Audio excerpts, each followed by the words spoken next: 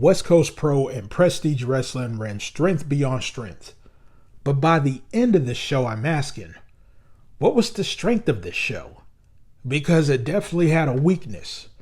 So in this video, I'll go over all 8 matches, and by the end, you'll see how both these promotions have not been delivering the goods, especially on this show. And when it comes to not delivering the goods here, this one match was something I was hoping it would deliver, but it ended up being a repeat of their last disappointing match. Kevin Blackwood versus Judas Icarus for the Prestige title was something I was hoping would deliver. These two are some of the best talents out there. This should have been a layup. However, their last outing wasn't that hot. And unfortunately, this match was the same fate. The thing is, I know these two can pull out a great match with each other, and I'm just not understanding why this hasn't reached that point. This only got 2 3/4 stars. And if it wasn't that bad enough, this show also had other title matches, but with no type of real urgency or any sense of caring to be invested in. And that was the main problem on the show. When it comes to the main event with Vinny Massaro defending the West Coast Pro title against Royce Isaac, this match was a bunch of nothing at 2 1/4 stars. It was just there. And it felt like this was just going through the motions with no real clear purpose or any reasoning for happening. But that wasn't the only match that did this. The Crush Boys versus the Young Dead for the tag titles ended up being 2 3/4 stars. Now this wasn't bad, but I was hoping to have something more engaging, especially with the Crush Boys being one of the better tag teams on the indie scene. This failed to do that. But what's just as bad as matches not having much urgency is not having escalation. Now, escalation is a fundamental part of what makes a match work.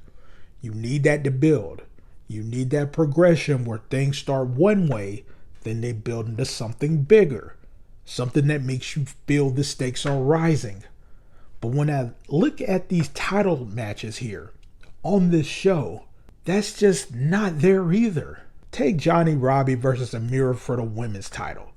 This came in at 2 1/2 stars. And look, I get it. Not every match can be a bar burner. But here's the thing. This match never got out of that first gear. It was pretty much just stuck. From start to finish, it never shifted. It never built. It's just something where they just stayed in place the entire time. And that's a huge problem for a title match. A women's title match should be building momentum as it goes. It should be escalating.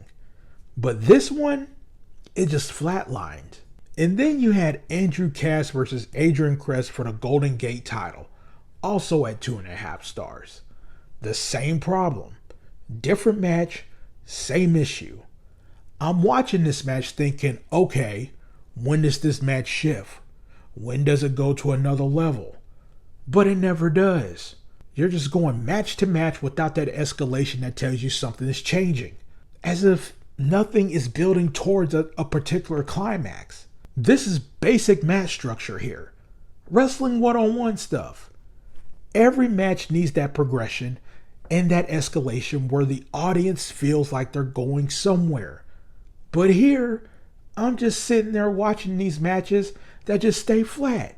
So if all these title matches couldn't do this, it's very much apparent that the non-title undercard matches couldn't compensate for that either. Better Together versus All Day Crew opened up this show at 2 1/4 stars. Now look, it was a fine opener.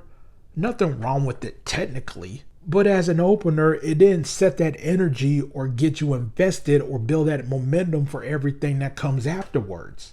And then you got Travis Williams versus Alpha Zoe. This one actually had something going for it.